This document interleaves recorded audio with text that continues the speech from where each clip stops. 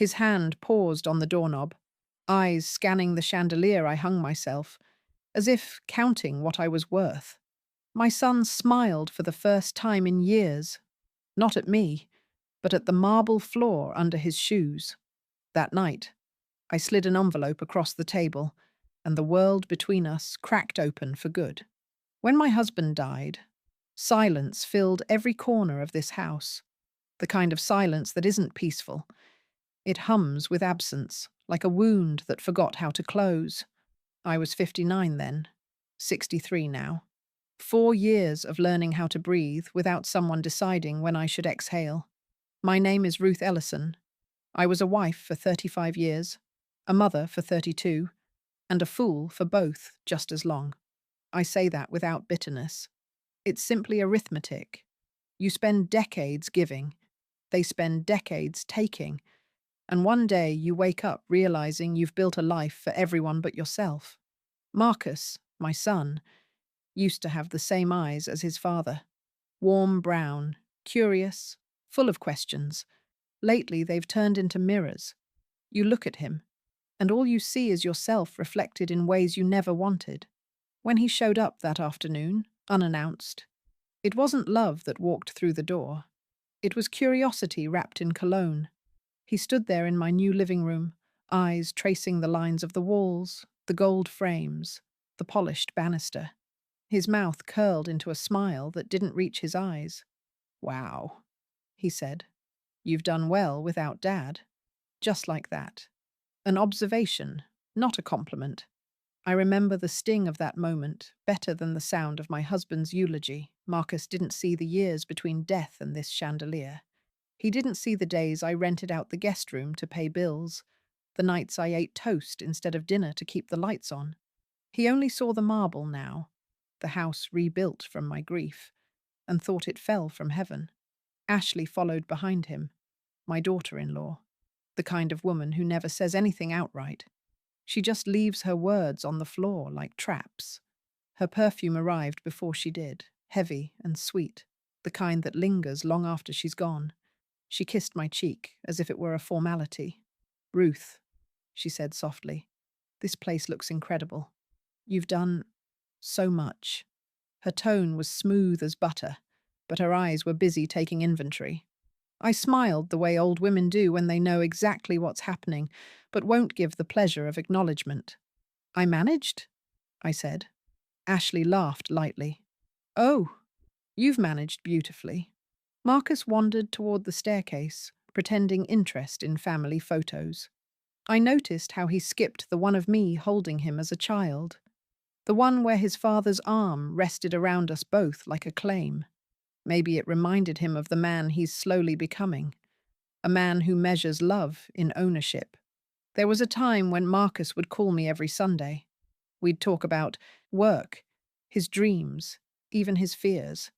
Then Ashley entered his orbit, and suddenly I was orbiting him. Calls became texts, texts became silence. I wasn't naive. I knew what she was doing. I'd done the same once, won a man's devotion by cutting him from his roots.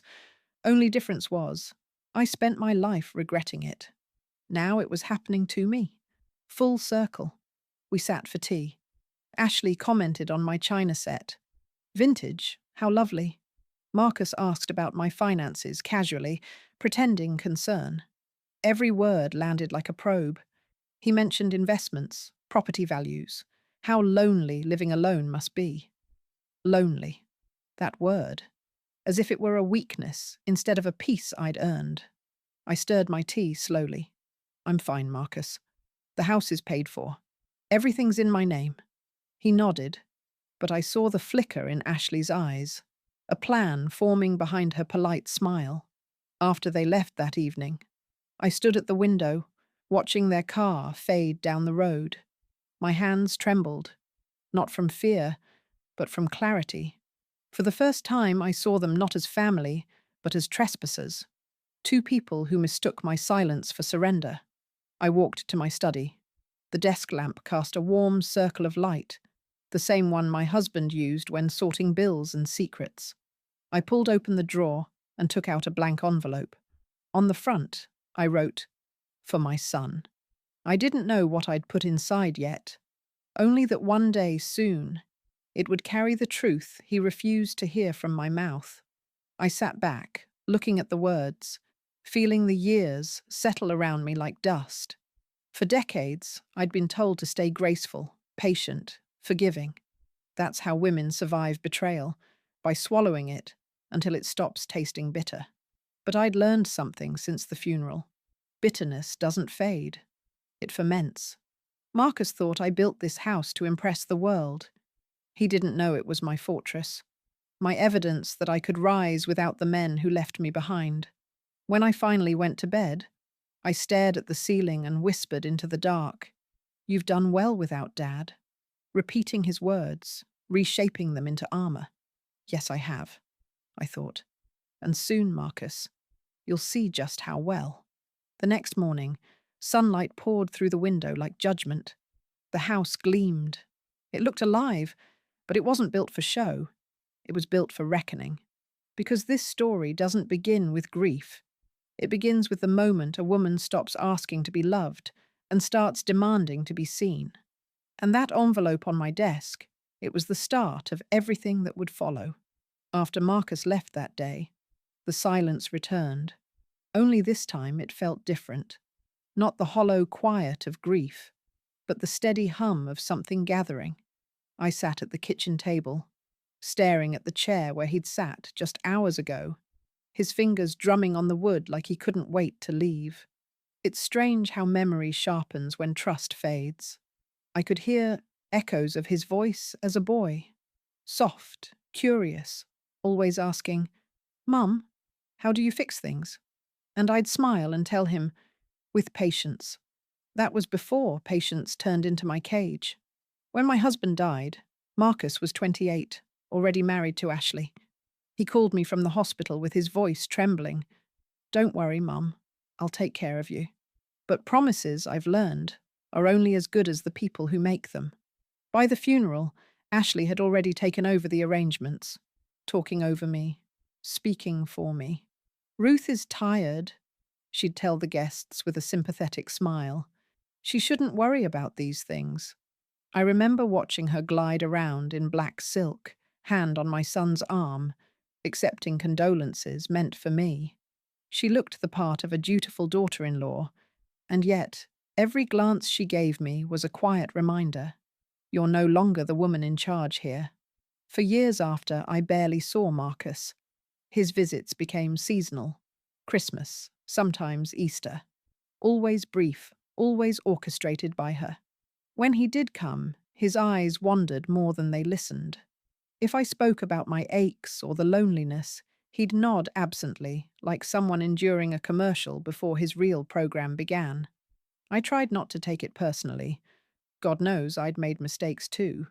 His father, Harold, was a man who believed silence was love and control was devotion. I stayed because that's what women of my generation did. We endured. When he died, I should have felt free. Instead, I felt irrelevant, a ghost haunting my own life. Bills piled up faster than condolences. Harold left more debts than memories. I sold jewelry, my wedding china, even his old office chair. I started renting the guest room to travellers. Lonely men who'd nod politely, but never ask my name. Every dollar I earned went to patching what he'd left behind. That's what Marcus didn't see when he walked through the door and praised my success. He didn't see the nights I stayed up doing calculations with a flashlight because the power had been cut off. He didn't see me standing in the rain, arguing with contractors who treated me like a senile woman with too much hope. He saw marble floors and chandeliers. He didn't see the bruises on my hands from scrubbing them clean. What hurt most wasn't his greed. It was his absence when I needed him most. I remember the winter after Harold died. The pipes froze and burst. I called Marcus, crying, and Ashley answered. She said they were busy, maybe next week. I never called again. I learned how to fix the pipes myself that night, with a wrench, boiling water, and sheer fury.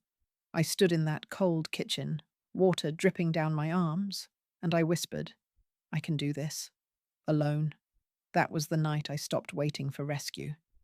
But motherhood doesn't switch off just because the child grows cruel. You keep loving them, even when it makes you smaller. I used to pray. For him. Not for his success, but for his softness. I wanted him to find a way back to himself before Ashley hardened him beyond recognition. Ashley, she reminded me too much of myself at her age. Clever, ambitious, pretty in that practiced way. I saw it early. The charm, the patience, the gentle way she rebranded manipulation as care. When Marcus brought her home for the first time, I felt a tremor in my chest. Not dislike, but recognition. She never raised her voice, never argued outright. She simply rearranged the truth until everyone agreed with her version of it. I used to do that too, with Harold. It's how I survived. But Ashley didn't use it to survive. She used it to conquer. Sometimes I wonder if Marcus even noticed when his own thoughts started sounding like hers. I remember one afternoon, maybe a year after Harold's death, Ashley invited me to dinner. The food was perfect. Too perfect. Between the wine and her stories, I realized she wasn't interested in my company. She was interested in my assets. She asked small, pointed questions about the house, the deed, my pension. When I deflected, she smiled, touching my hand like we were allies. "Just looking out for you," she said. That's when the fear began. Not of her, but of what she might make of him. Looking back, I see it clearly now. Betrayal doesn't arrive as a storm.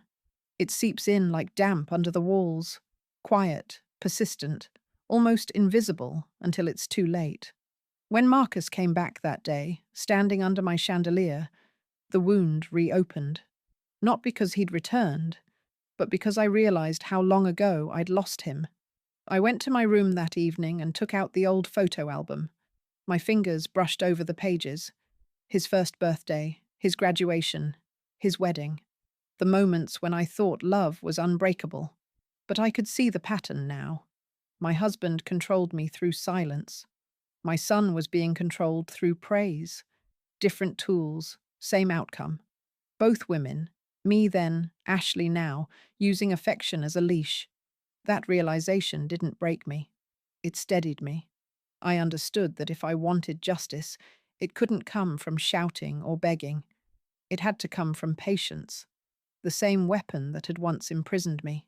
Only this time I'd wield it differently. I closed the album, slid it back into the drawer, and looked at the envelope I'd written for Marcus. It was still blank inside, but I knew what it would become. Not revenge, not rage. Truth. The kind that doesn't scream, but echoes. I whispered to the empty room. "You took after your father, Marcus, but I'm not the same woman I was then." And for the first time in years, I smiled. Not kindly, but with purpose. A week later, they came again. No phone call, no notice. Just the sound of tires crunching on gravel and voices too bright for sincerity. I was pruning the roses when I saw them walking up the path. Ashley's arm looped through Marcus's, her sunglasses large enough to hide intent. "Mom!" Marcus called, waving like a man performing warmth for an audience. We were in the area and thought we'd drop by. I wiped my hands on my apron.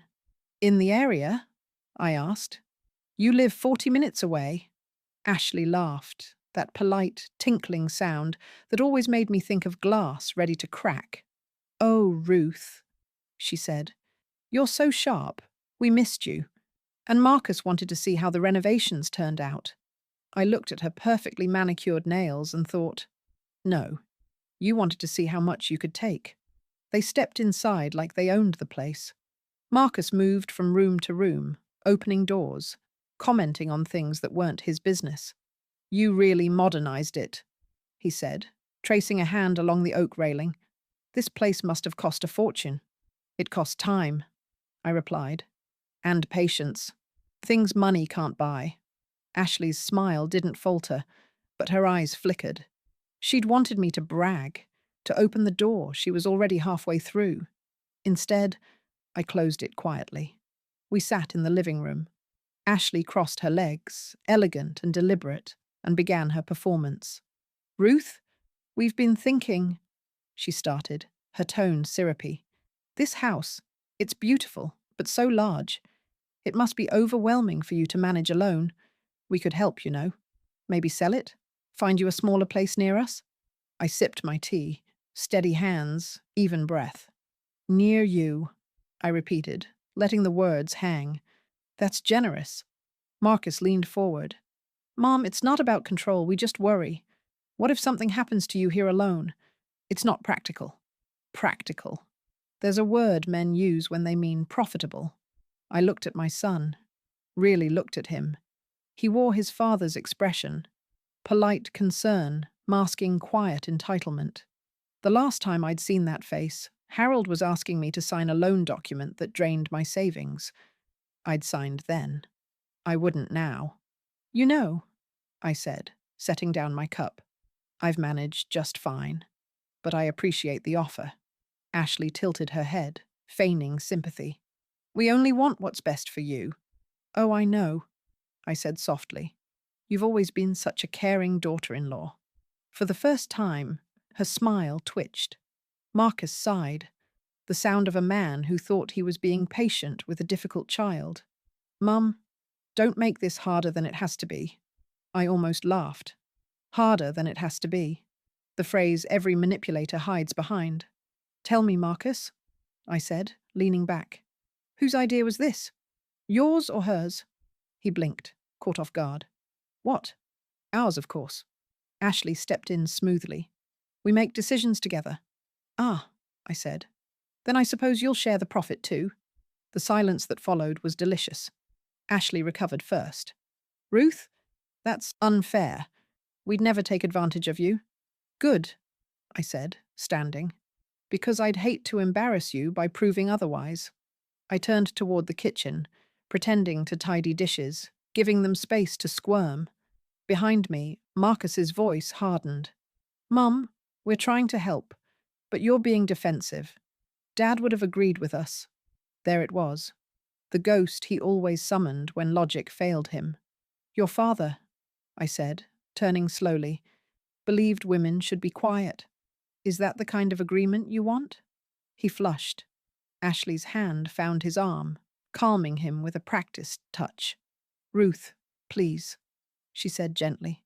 Let's not argue. Maybe we can look at the paperwork together. I already spoke to a friend in real estate. You did what? Her voice faltered, the first crack in her composure. I stepped closer. You spoke to someone about my property before I agreed to sell it?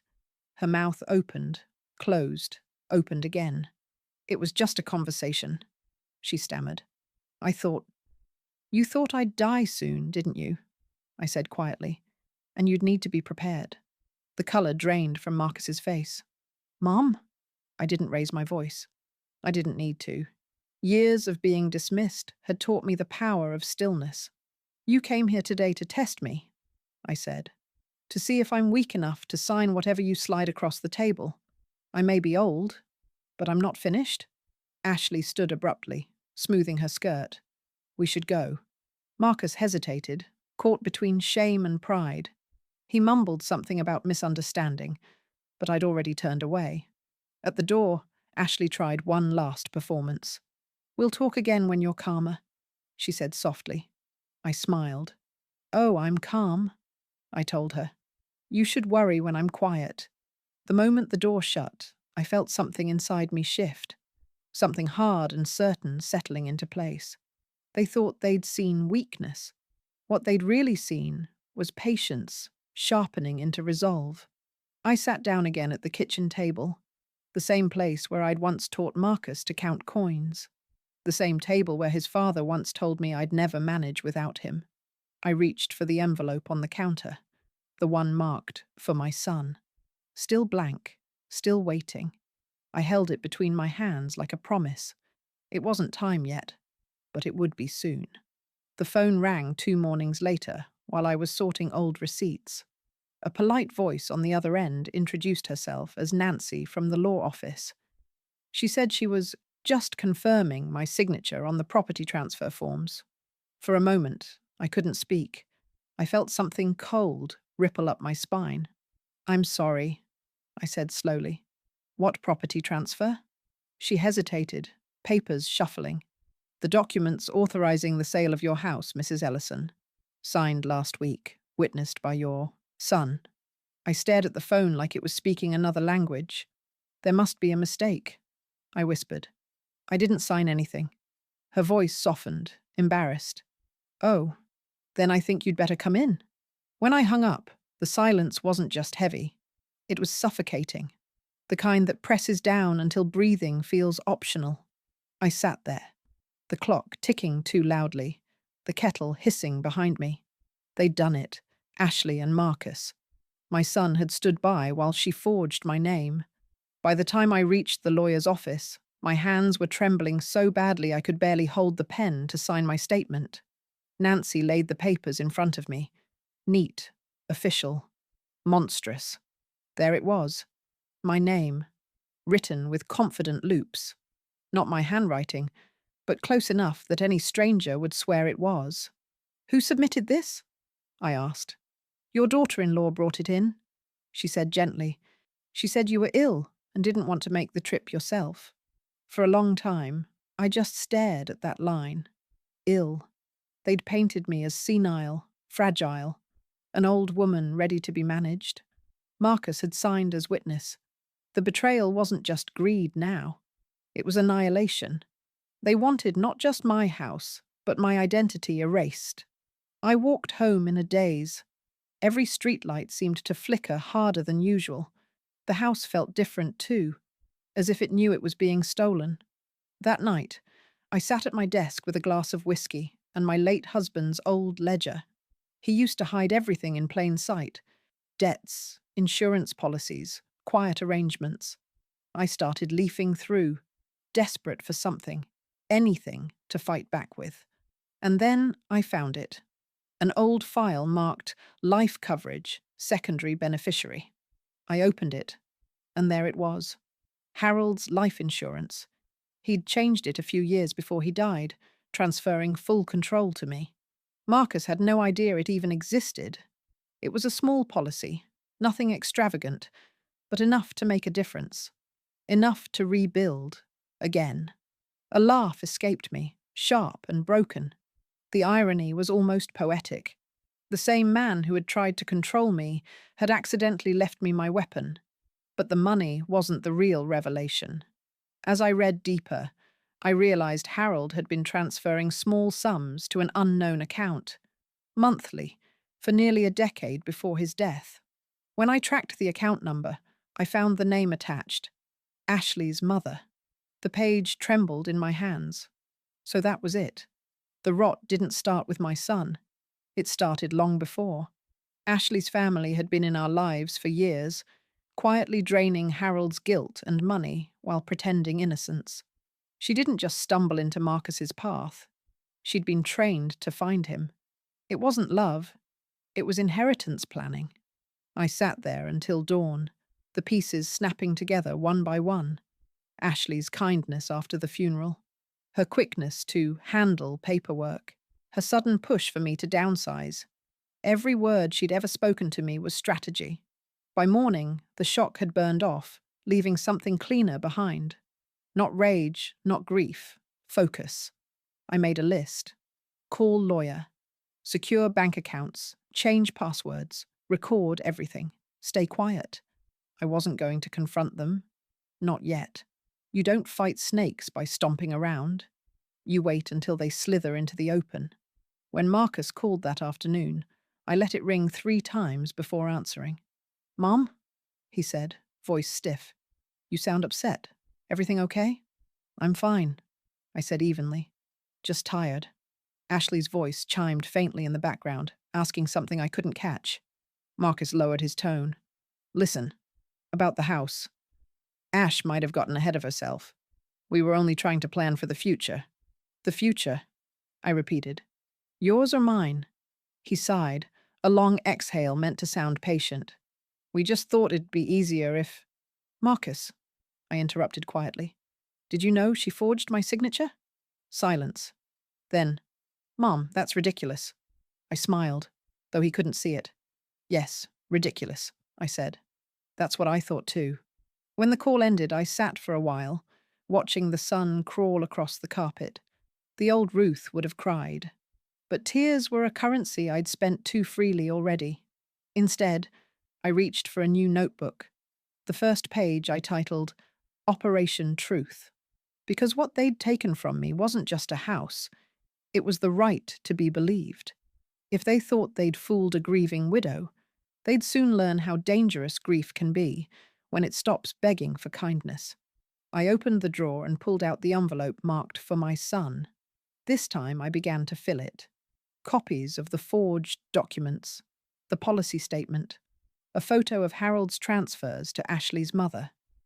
Each item slipped inside like a stone in a river, building weight, shaping current.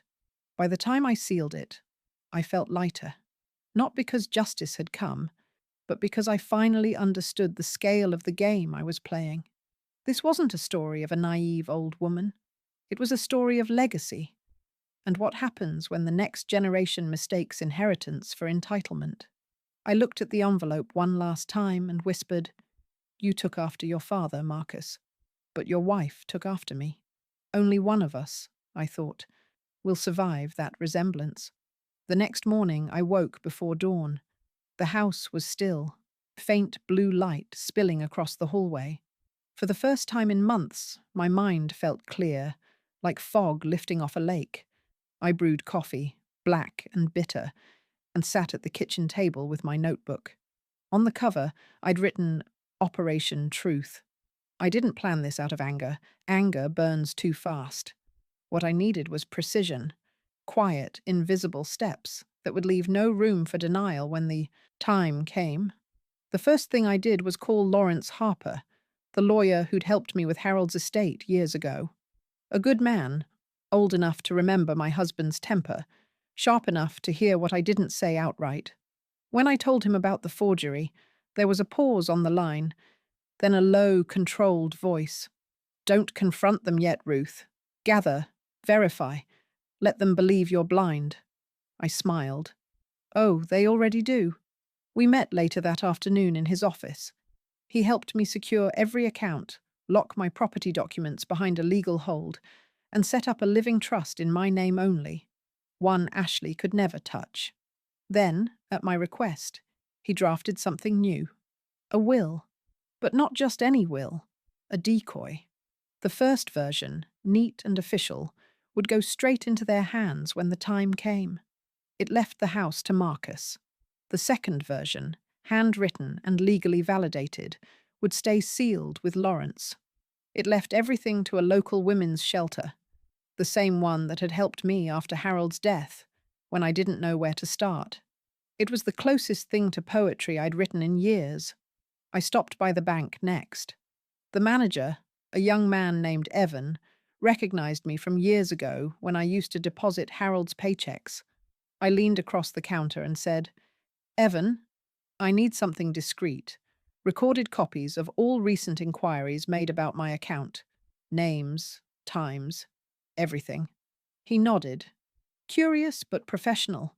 When he slid the report across the counter 20 minutes later, I saw Ashley's name printed neatly in the authorized request column. Of course. That night, I opened the file and added it to the envelope. The stack inside was growing heavier. Still, I knew I couldn't do this alone. So I called Mara, an old friend I hadn't seen in years. We'd worked together at the library before I retired, back when I was still learning how to live without apology. She'd gone on to freelance journalism, sharp mind, sharper ethics. She arrived that evening, hair tied back, eyes alert. We sat on the porch, the night thick around us. "Mara," I said, "I need help documenting something without it looking documented." She didn't blink. "Who are we catching?" "My son," I said softly, "and his wife." She let out a slow whistle. "That's ugly." "Ugly's an understatement." I showed her the envelope, the copies, the handwriting analysis from the lawyer. She listened quietly, the kind of silence that holds weight. Then she said, "You've got enough to hurt them. But if you want to end them, You'll need one thing more: proof of intent. You need to make them speak. The next week became a study in patience. Mara helped me set up a small recording device, hidden inside the frame of the mirror by the entryway. Every conversation, every word would be captured. I even planted a decoy document, an unsigned property, draft, on the desk in my study, just visible enough to tempt curiosity. All I had to do was wait. Meanwhile, I played my part. I called Marcus once, asked if he'd visit. I made my voice softer, a little slower, like I was fading. I told him I'd been feeling confused lately. I could almost hear Ashley smile through the phone. When they arrived the next Saturday, I wore the same apron I'd always worn. Ordinary, harmless, invisible. Ashley greeted me with exaggerated sweetness, her eyes already drifting toward the study. We had lunch. She talked about investments again, about how Marcus had been researching good agents in case I ever decided to sell. Marcus nodded along, distracted by his phone, playing the role of dutiful son badly. After dessert, I accidentally mentioned the decoy will sitting on my desk. Your father's things got me thinking, I said lightly. I've been updating some paperwork, but I'm not sure I understand all the terms.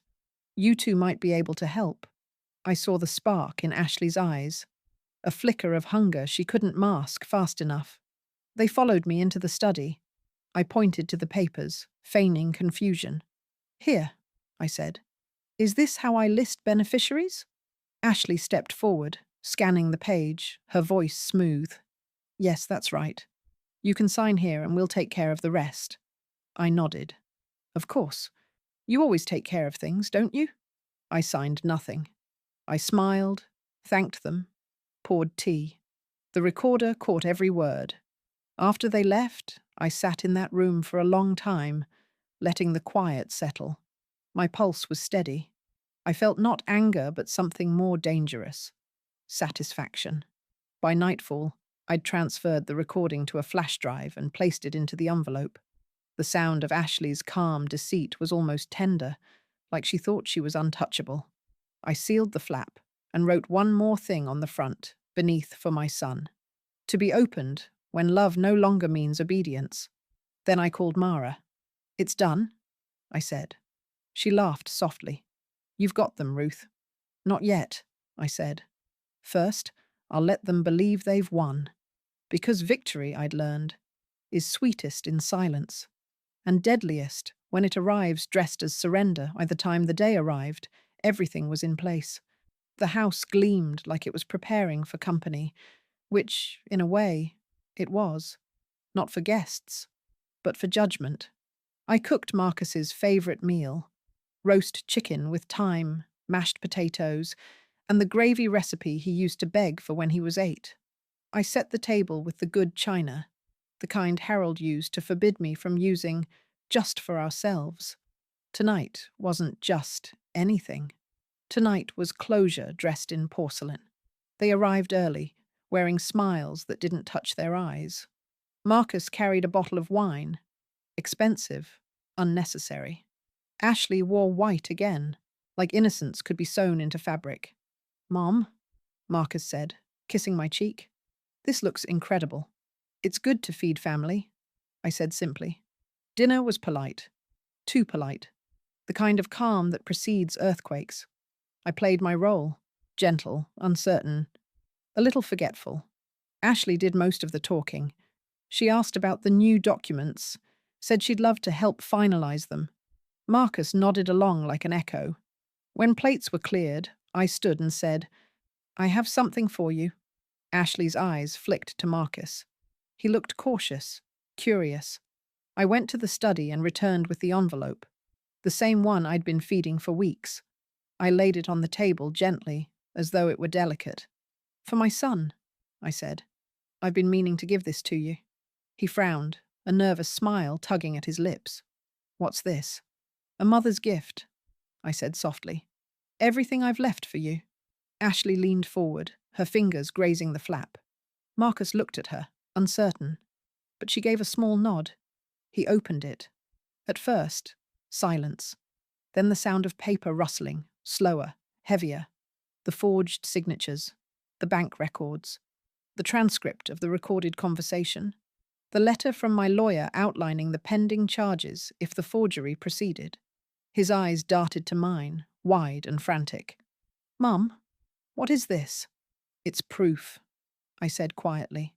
"Proof of what you allowed, what she planned, what I endured."